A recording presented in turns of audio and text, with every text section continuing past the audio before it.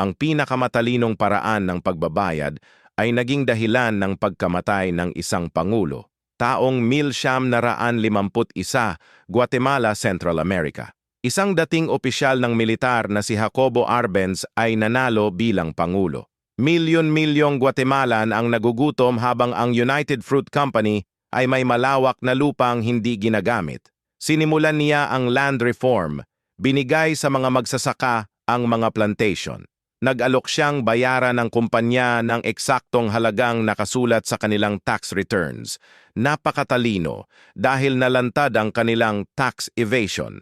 Ngunit ang kapatid ng CIA director ay nasa board ng United Fruit Company. Nagsimula ang lihim na plano sa Washington. Kinumbinsi nila ang Amerika na si Arbenz ay komunista. Taong 1954, inilunsad ng CIA ang Operation PB Success. Nagtraining sila ng mga mercenary sa Honduras, sinuhula ng mga opisyal ng hukbo. Nagkalat sila ng mga pekeng balita sa radyo tungkol sa malaking invasion. Sa loob ng 10 araw, iniwan siya ng sarili niyang militar. Nag-resign siya at tumakas sa Mexico. Ang pangulohang sumubok bumili pabalik ng sariling bansa ay si Jacobo Arbenz.